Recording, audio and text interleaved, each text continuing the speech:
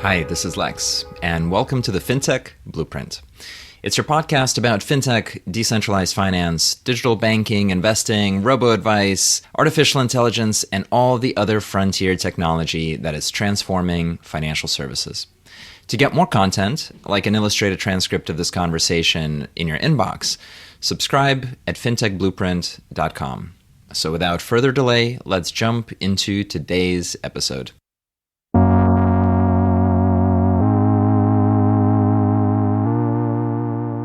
Hi, everybody, and welcome to today's conversation. I am thrilled to have with us Padman Perumal, who is the CEO at Masttro, a really interesting fintech focused on digital wealth management, data aggregation, and investing more generally. I'm excited to open up those themes. Padman has also had a deep set of experiences across the large systemically important banks, in particular across technology transformation. So I'm very curious to touch on those topics and open them up as well. And with that, Padman, welcome to the conversation. Thank you, Lex. Nice to be here with you. My pleasure. Let's start with where all the money is, which is with the large banks. Can you tell us a little bit about how you found yourself at Credit Suisse, at JP Morgan, and how you found yourself in roles that touch transformation for these organizations? So I started my career mostly in technology as a software engineer. And as I worked through Credit Suisse, ended up being a client of a technology consulting company that I owned. And I ended up becoming an employee of Credit Suisse, leading their technology division here in the US for the private bank. What we see and what I experienced in wealth management over the 15 or so years that I was there, whether it is Credit Suisse wealth management business or any wealth management organizations around the globe, there are two things that are extremely important for these for these wealth management institutions. One is they wanted to make sure that they provide their advisors and the people that serves the wealth owners a productive experience, making sure that they can do their job in an effective and an efficient way so that they can spend most of their time in serving the clients as opposed to finding ways to administrative tasks on how to serve the clients. And the second thing these banks and the institutions are focused on is really providing a consumer grade digital experience to their end clients. As you can probably imagine, wealth management is still left behind in that consumer grade digital experience. What you are able to accomplish as a consumer through your iPhone or Android or smartphone, that is still not where wealth management client experience is. So those two things are what is, I would say, have been the challenges that I faced or we tried to solve for as I worked with large institutions and executives. Let me ask you a clarifying question here, because there are some words that I'm sure the audience is going to conflate. You were in these companies during a pretty important shift in the investment management industry, this shift from brokerage models to fee-based models. And so just as a foundational definitional start, can you talk about what is the difference between wealth management, private banking, brokerage, and maybe banking generally? And of course, through your journey, what's the cultural difference between being at a brokerage firm, helping brokers support their clients versus being in a private bank where, you've got high net worth clients versus being in a wealth management firm versus just being at a commercial bank? Aren't these all the same things? You just put money in an account and then hope it gives you an interest rate?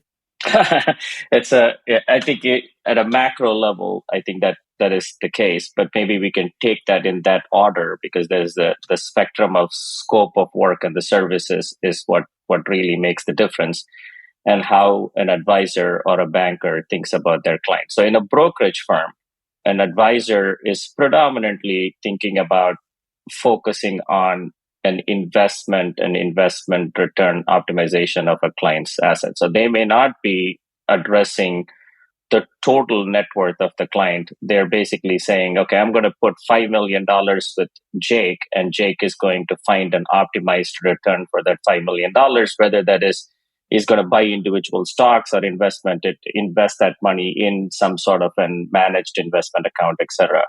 Whereas if you move further on that spectrum of a private banking, there your private banker is a little bit more holistic about how he or she advises their client in a total balance sheet. It's not only about the asset side of the balance sheet, but it's also about the asset and the liability side. I may be interested in buying a second or third home, or you're interested in buying a jet, or whatever the case might be, passion assets.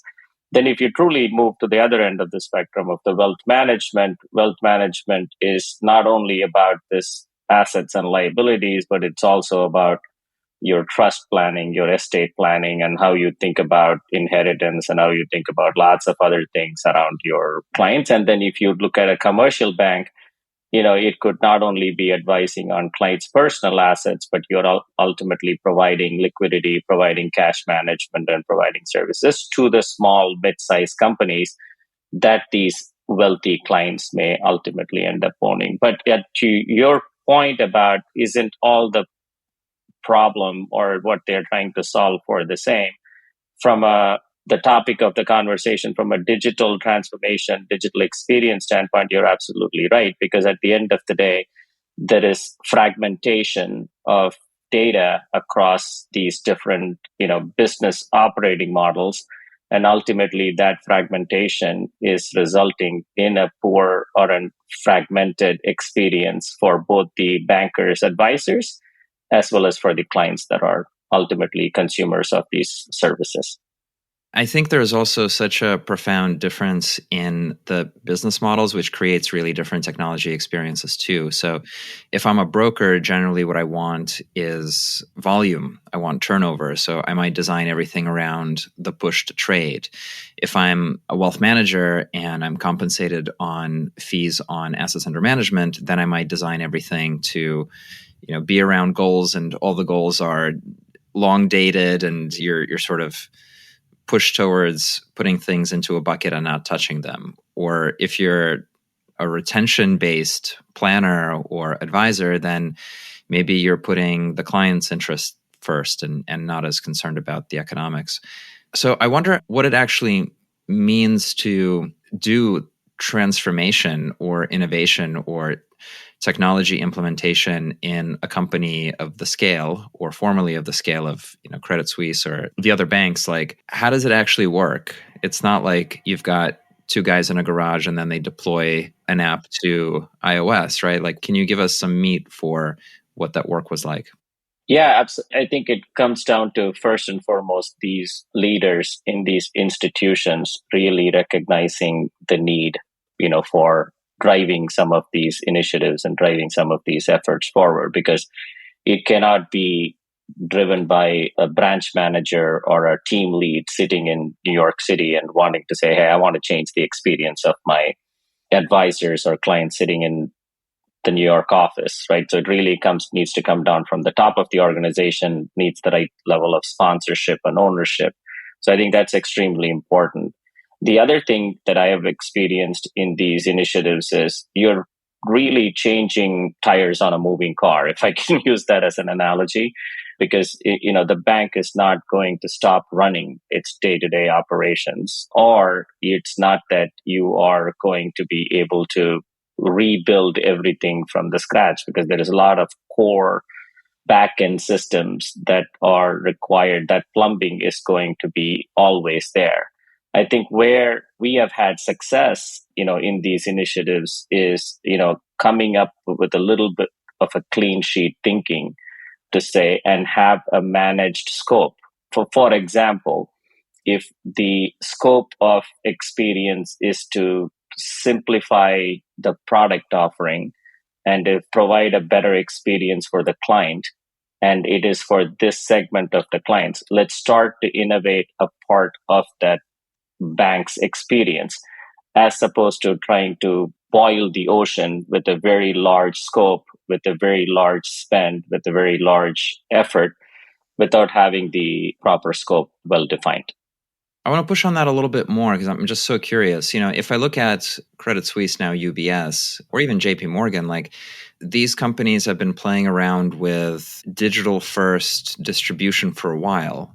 So if I think about, I actually don't know in Credit Suisse what the Wealthtech initiatives were, but the work with SigFig on UBS and then the attempt to buy Wealthfront, and UBS had an American version or maybe a European version of a robo-advisor that they sold to SigFig.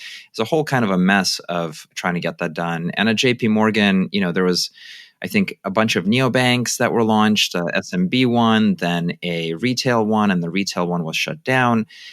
And it's hard to understand from the outside because we know that these companies have gigantic advisor desktop platforms, and those desktop platforms have client onboarding, and they have performance reporting, and they have asset allocation, and all this stuff that is sitting in the much more simple digital experiences. What are in your view, maybe the obstacles, or what were the things done right in regards to some of the things that people see on the outside versus what's happening on the inside?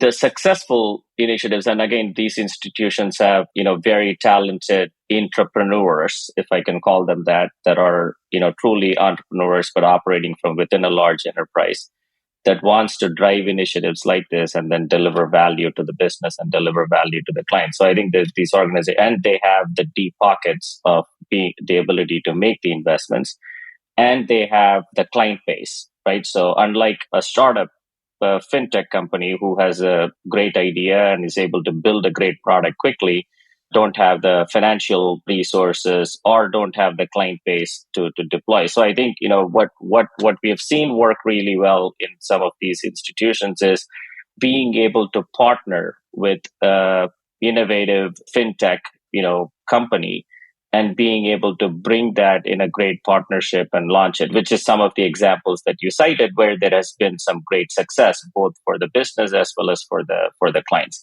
In other instances, where we have seen success in these large institutions is really ring fencing resources and teams and have a proper governance where the teams are able to go isolated from the day-to-day responsibilities, isolated from the day-to-day, call it complexity or bureaucratic procedures of the organization, but really ring-fenced, teams that can go and try to solve problems in an innovative way. Where I think the most important thing where we have seen success is if the scope of what needs to be resolved or worked on is tightly defined and the teams are set up in a way that they are not distracted from the day-to-day responsibilities. That is where I think, we've seen a ton of initiatives and ton of success, both not only for the businesses, but also for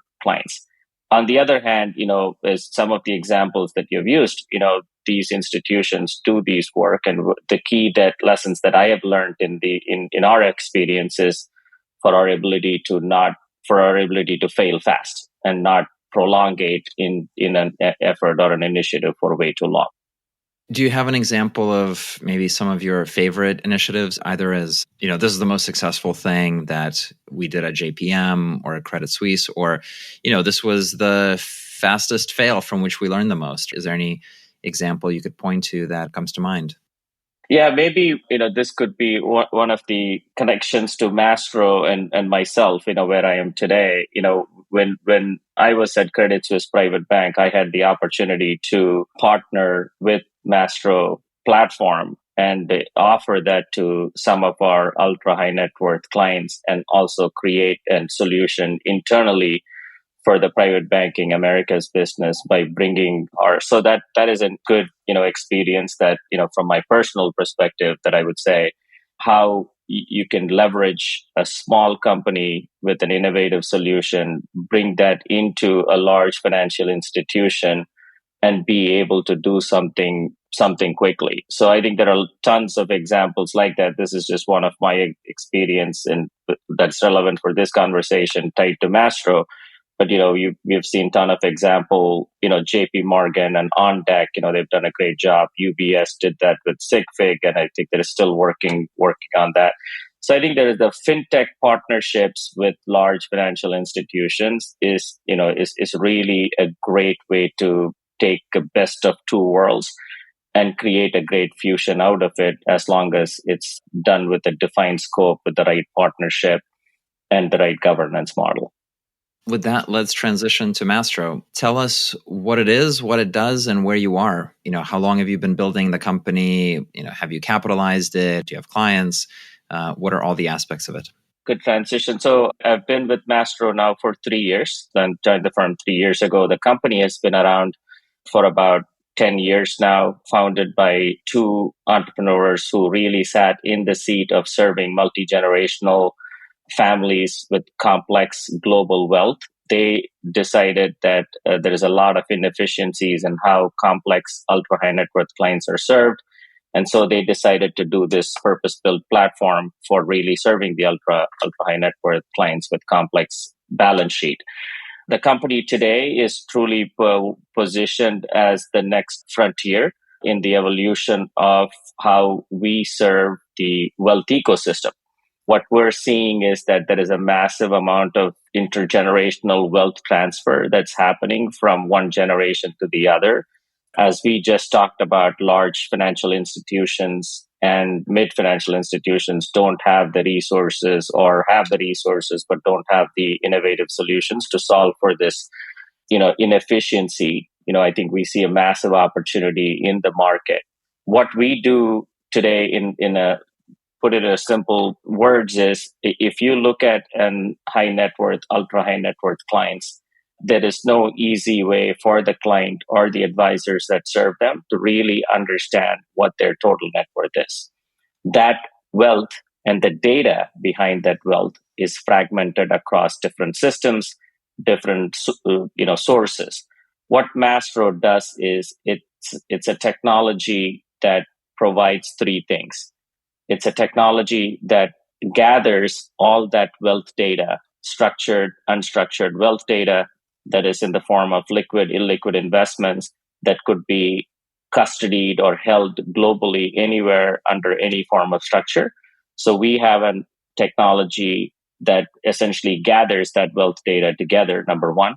Number two, provide efficient tools that allows the end user, to manage that wealth data on an ongoing basis, whether that is portfolio management, compliance, billing, CRM, etc. And then number three, provide a simple, intuitive, consumer-grade experience of visualizing that wealth data, for the consumers of that platform. So that's essentially the core of our business: gather, manage, and analyze the fragmented wealth data that exists. So we've been doing it for about 10 years. The company has had significant growth in the last 3 years. As a part of that growth strategy and continue to accelerate that growth strategy, we recently announced an institutional investor partnership with FTV Capital, led by FTV Capital with a minority investment, and City Ventures was also part of that round. And we're excited to what's to come. So that's kind of a little bit of where we have come from and where we are today. Why is it hard to aggregate the data that you describe, and how do you do it?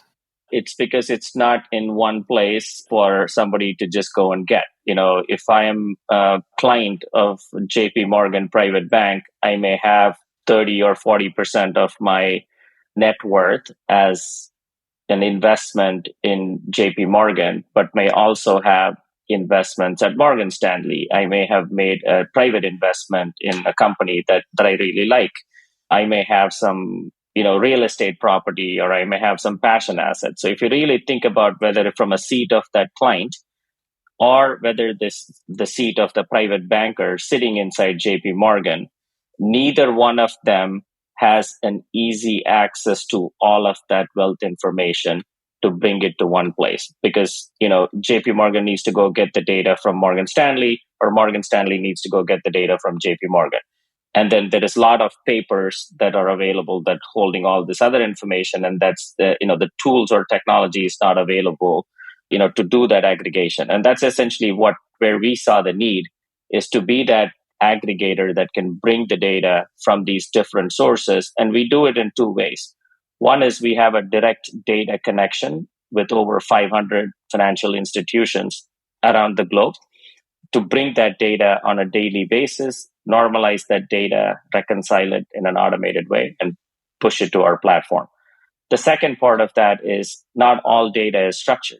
The data could sit in documents. It could sit in somebody's Excel spreadsheet.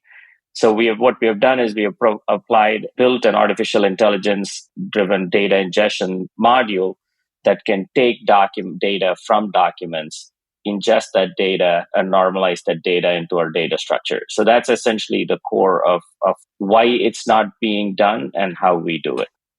Is the core the ability to connect the wealth management divisions of like the wirehouses and the private banks? Because I'm trying to place it in the context of, we've got Plaid, we have Yodlee at InvestNet, we've got Adapar, all doing kind of large scale data scraping or API connection and getting those positions.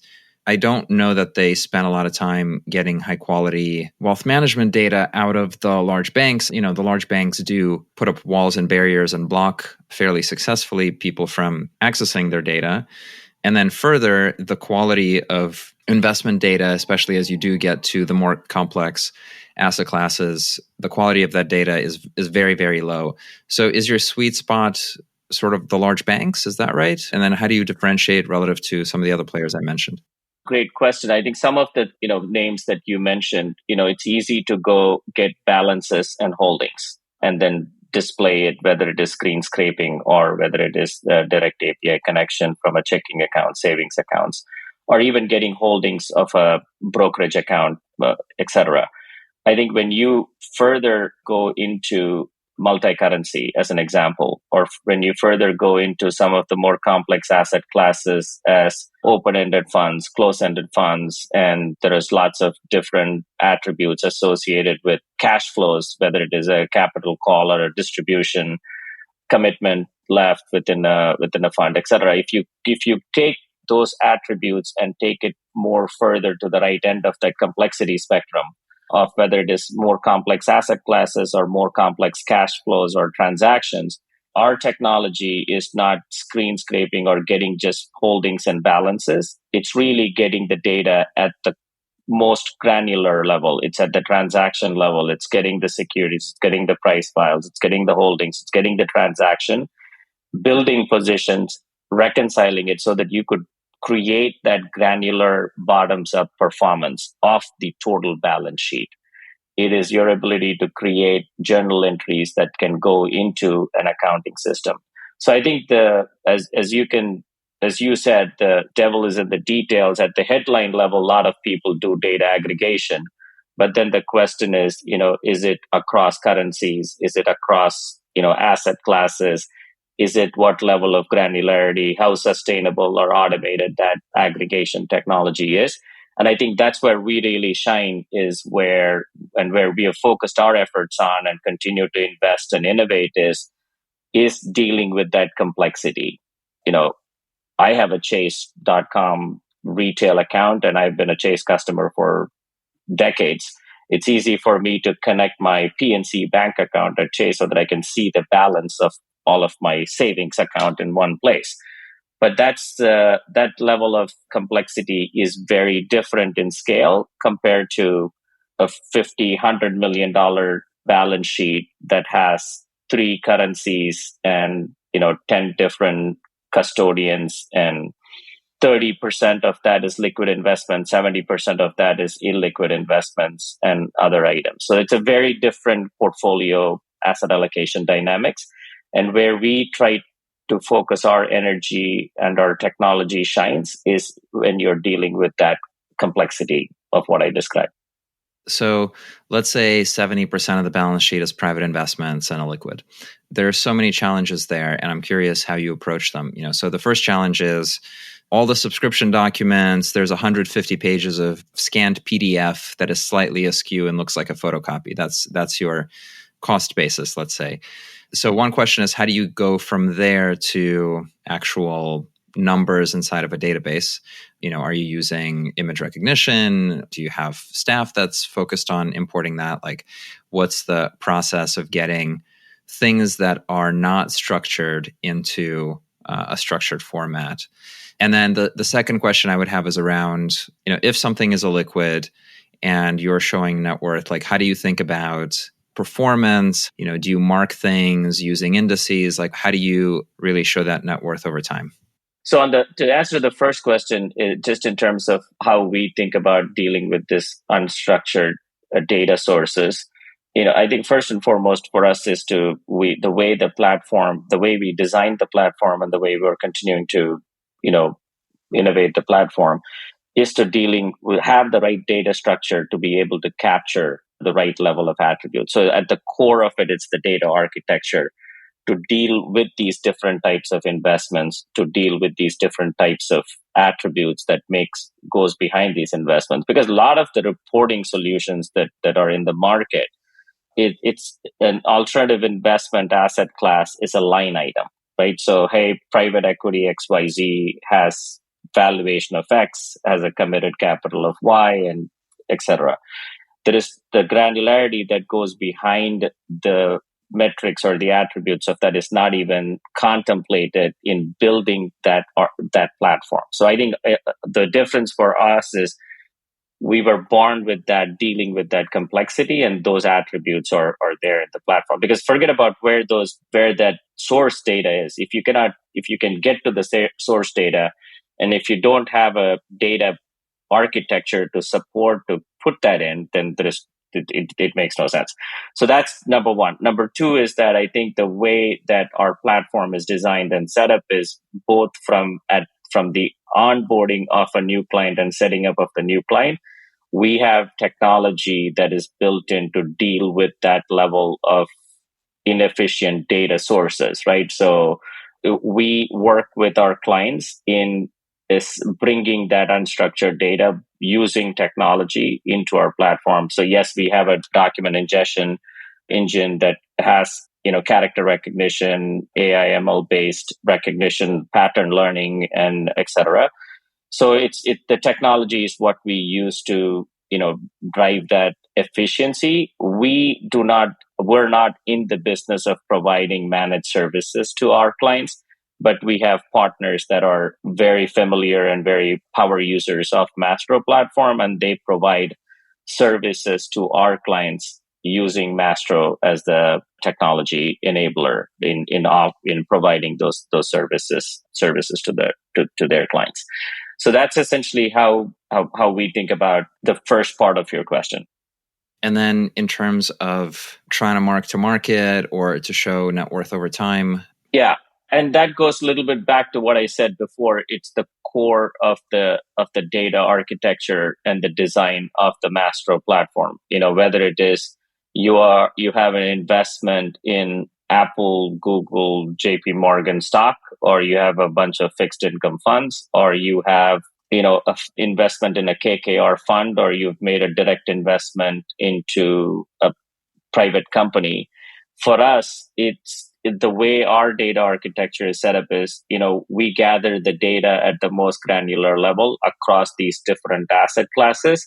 And then we are able to perform, IRR calculations, XIRR calculations, because we have all the data attributes. And then we also provide little over 100 plus benchmarks that our clients can, use to set up, however they wanted to slice and dice the data.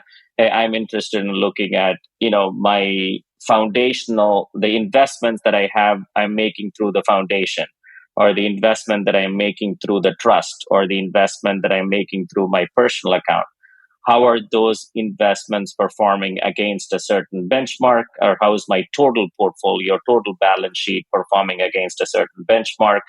That's at the beginning of what I said, gather, analyze, and manage. The analyze part of the platform, once you have this granular data behind this massively powerful but yet simple and intuitive platform, you can slice and dice the data any way you want through our front-end user interface, whether that is on a phone or whether that's on a desktop. Gotcha. So you're including performance calculation based on whatever underlying data you ingest, and then your engine's able to do that attribution. That's the biggest power of the Masttro platform is our ability to bring the data at that granular level and being able to perform the various analytics, including performance calculations across the total portfolio. Gotcha. Okay. What do the clients look like? Who are the clients? I mean, it sounds like there is a end user experience on mobile and web. Is your ideal client like a private bank or a large institution that has kind of an ultra high net worth division? Do you sell them everything through APIs or is it private label? And then in terms of the end clients, you've mentioned 50 million, 100 million. Is that kind of the line above which you feel like the platform shines? Can you talk about sort of the model, both in terms of the immediate client, how you work with them, and then the end client? We think about our clients in two broad segments for simplicity purposes of this conversation. One is what I would consider as a direct client, and these are either an ultra high net worth client who directly wants to get a Masttro platform or subscribe to the Masttro platform, or through a single family office of theirs, right? And single family offices are a little bit like snowflakes. They're all very different. So that's our direct client. So in that segment, I would probably say the asset threshold, we don't charge them by assets, but typically the asset threshold or the complexity is about, call it north of $100 million. If a wealth owner is coming directly to buy the Masttro technology, because it's not only about, it's where it makes most sense for them to do that. The institutional clients come in lots of different flavors. It could be an boutique RIA operating as a multifamily office. They have 10 clients, they have 50 clients, they have 100 clients. Doesn't matter for us.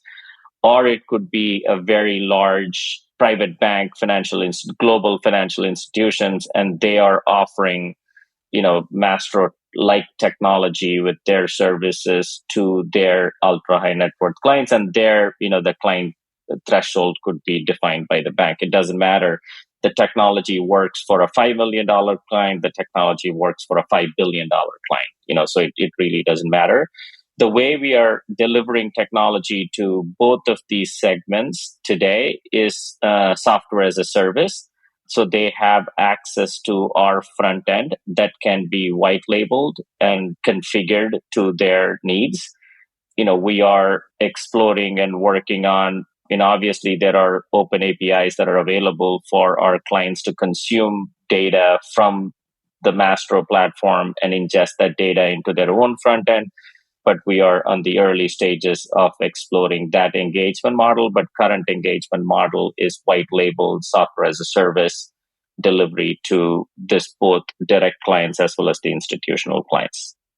Okay, question on the asset classes that this population invests in more broadly. In our coverage of the investment management industry, there's sort of this consensus or this outlook that the core portfolio, equities and fixed income, isn't particularly interesting, or maybe fixed income is interesting right now, but not fundamentally, and that it is alternatives and long tail risk assets, whether it's crypto assets or art assets or real estate, that are becoming more and more accessible. And especially there's been so much effort in taking the alternatives asset class and making data more available, trying to create secondary liquidity, trying to create market venues, creating reporting and all of this.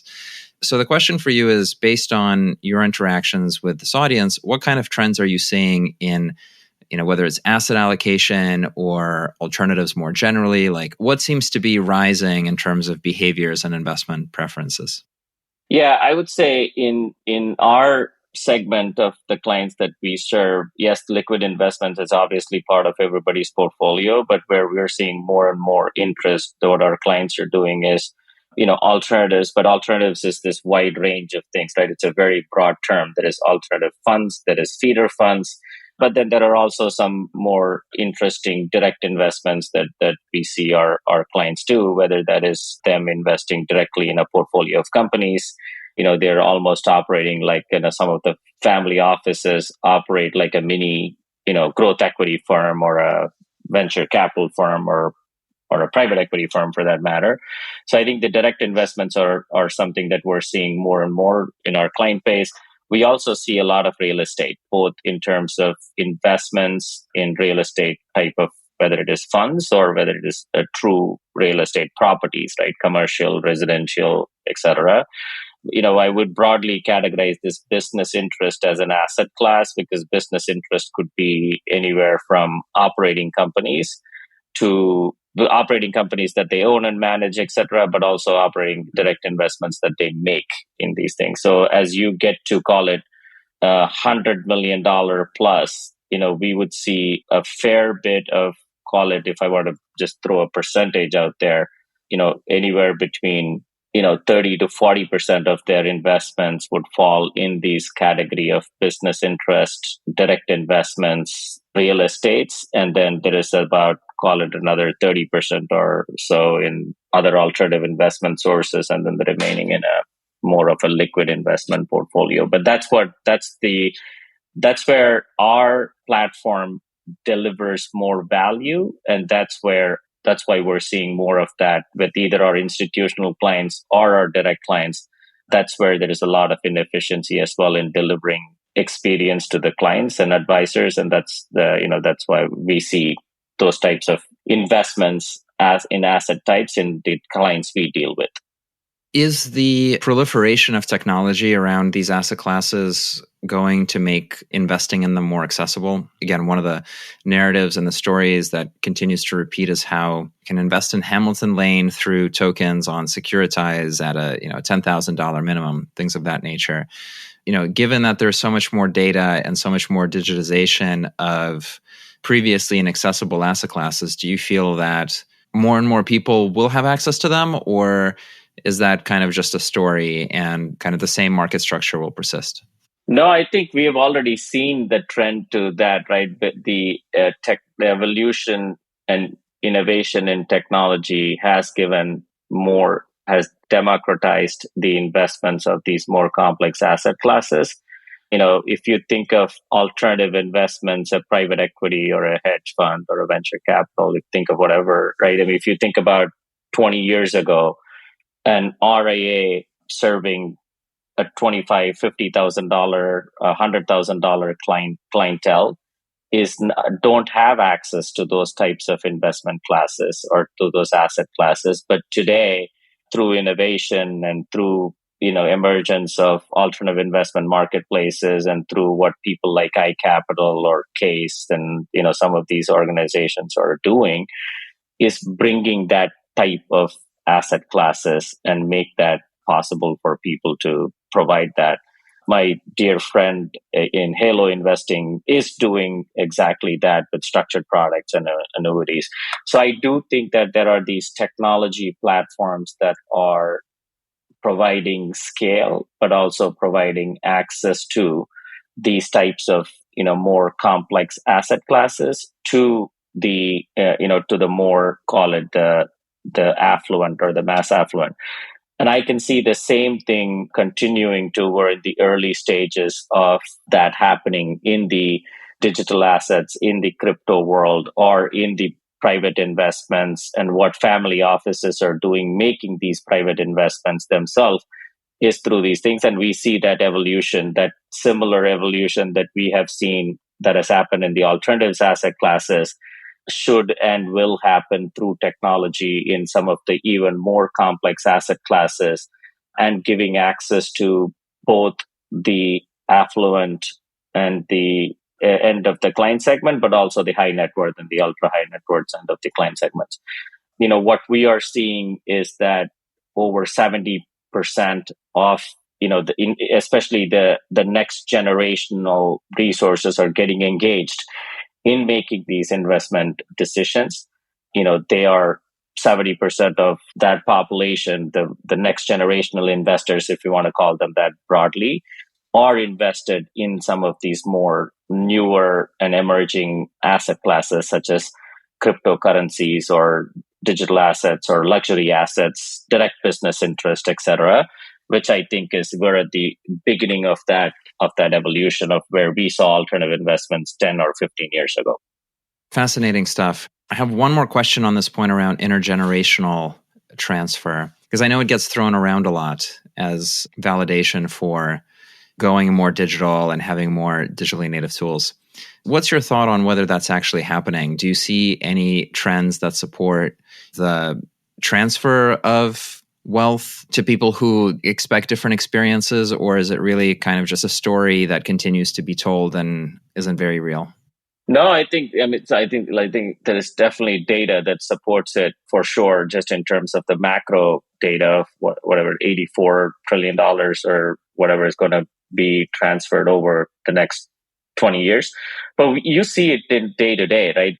It's not only, we often say this intergenerational wealth transfer is going to demand change in consumer or customer experience.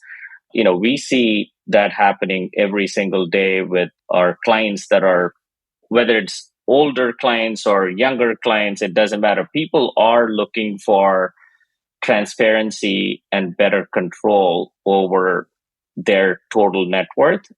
And they wanted a more simple and an intuitive experience to do that, because they get that pretty much in every other aspect of their life other than two places: health and wealth. So that's why you see there is so much going on in the healthcare tech, which I'm not an expert in. But as a consumer of my health information, it's as fragmented and as bad. And I think we're seeing that every day. So it's not only the intergenerational wealth transfer is driving that demand in this simplified consumer grade experience.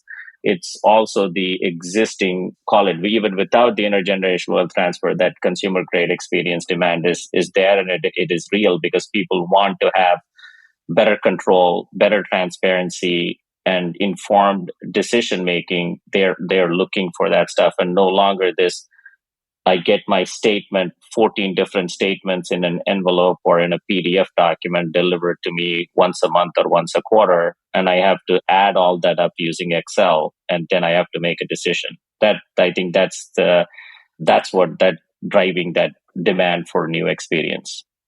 Fascinating stuff. Thank you so much for opening up these ideas. If our audience wants to learn more about you or about Masttro, where should they go? Our website is a great place to start. It's masttro.com. It's MASTTRO. And the 2T stands for today and tomorrow, or technology transformation. Fantastic. Padman, thank you so much for joining us today. Thanks a lot. Hi, everyone. That's it for this week's episode of the FinTech Blueprint. For more technical deep dives into all things FinTech and decentralized finance, check out fintechblueprint.com and grab a free subscription to the newsletter. This is Lex, and I'll see you next time.